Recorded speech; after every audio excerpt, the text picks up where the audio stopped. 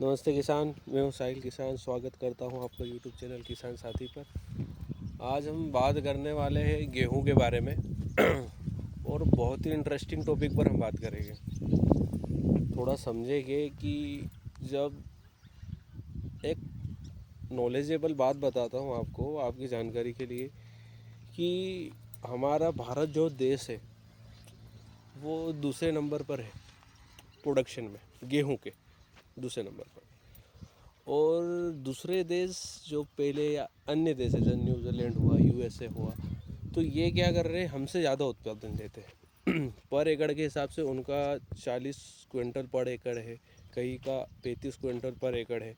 New Zealand का 40 quintal पर एकड़ के हिसाब से उसका उत्पादन है, और हमारा देश का पर एकड़ के हिसाब से उत्पादन देखा जाए तो एवरेजन 17 क्विंटल पर एकड़।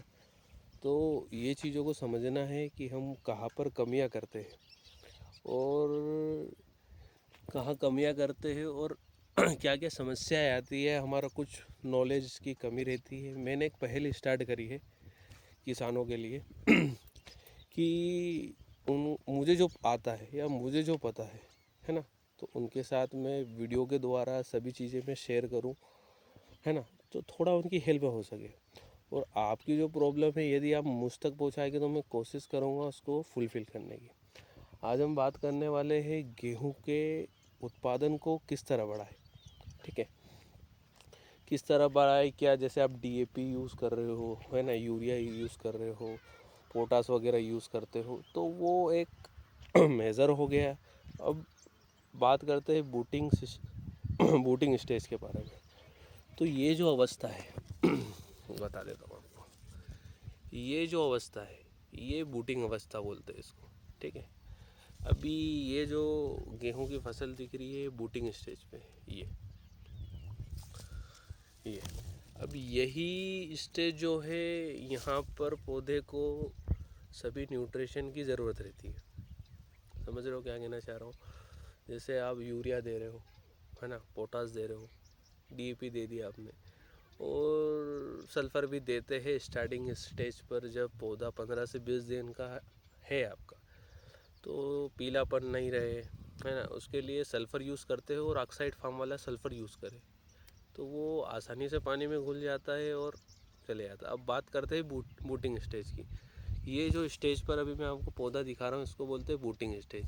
यही स्टेज रहती है जो आपकी जो बालियाँ जो बनेगी उसके ऊपर डिपेंड करेगा कि बालियों का साइज़ क्या रहे, है ना, उसमें कितने दाने बैठ रहे हैं। यदि यहाँ पर आपने चूक कर दी तो आपका प्रोडक्शन बहुत कम हो जाएगा। आज हम बात कर रहे हैं कि प्रोडक्शन किस तरह बढ़ा है ना। ये जो स्टेज है, इसी स्टेज में प्लांट स्ट्रेस में रहता है। ये जो स्टेज दिख रही है आपको, है ना, इसको बूटिंग स्टेज बोलते हैं। इसी में पौधा सबसे ज़्यादा स्ट्रेस में रहता है। जिस तरह माँ के पेट में बेबीज़ रहता है ना, तो जो माँ ऑब्जर्व करती है तो वही उस बेबीज़ को न्यूट्रिशन मिलता है, हेल्दी रहता है ना। तो उसी तरह इसमें स्ट्रेस में है तो इसको सभी न्यूट्रिशन की ज़रूरत है, यानी माइक्रो न्यूट्रिएंट देना बहुत ज़रूरी है। यदि इस स्टेज पर आप यदि माइक्रो न्यूट्रिएंट का यूज़ नहीं कर रहे हो, जैसे एलिमेंट हुआ, अमीनो हुआ, है ना, मैग्नीशियम हुआ जितने भी एलिमेंट्स हैं सभी की ज़रूरत पड़ेगी, तभी आपके प्रोडक्शन काफ़ी हद तक इम्प्रूव होगा और प्रोडक्शन बढ़ेगा। तो आज हम बात करते हैं कि इस स्टेज के बाद प्लांट आता है ये स्टेज पर। थोड़ा समझना आप, ये स्टेज पर, फिर इस स्टेज के बाद प्लांट आएगा इस स्टेज पर, फिर इस स्टेज के बाद प्लांट आएगा ये स्टेज पर। ठीक है, थोड़ा समझो इस चीज़ों को। ये स्टेज के बाद प्लांट आपको मिलेगा इस स्टेज पर। अब इस स्टेज के बाद प्लांट आपको मिलेगा ये स्टेज पर। तो यही एक प्रोसेस है जिसको हमको समझना है कि हम इसमें क्या करें कि बालियों का साइज सही बने, यानी उनमें दाने की मात्रा ज़्यादा से ज़्यादा बैठे, है ना। ये जो स्टेज समझाइए ना, यही समझना है आपको। तो आप क्या कर सकते हो कि इस स्टेज पर जो बूटिंग स्टेज है, यहाँ पर आप एक, मैं कोई प्रोडक्ट का प्रचार नहीं कर रहा हूँ या ये नहीं बोल रहा हूँ कि यही प्रोडक्ट खरीदो, मगर कुछ यूज़ करा हुआ है, कुछ प्रोडक्ट के रिज़ल्ट मैंने देखे हैं तो उसके बारे में बता रहा हूँ। क्रिस्टल कंपनी का आता है न्यूट्रोजन नाम से, वो लेना है आपको करीबन 300 से 400 ml उसका डोज बनेगा प्रति एकड़ के हिसाब से। तो प्रति एकड़ के हिसाब से यदि आप ये स्टेज पर आप करते हो तो आपको प्रोडक्शन में काफ़ी इम्प्रूवमेंट देखेगा, आपका प्रोडक्शन 10 से 15% बढ़ जाएगा। और देखा जाए तो स्टार्टिंग स्टेज का बताया कि आपको यदि बोनापन पीलापन दिख रहा है तो 15 से 20 दिन के गेहूं में तो वहाँ सल्फ़र दो, ठीक है, ऑक्साइड फार्म वाला।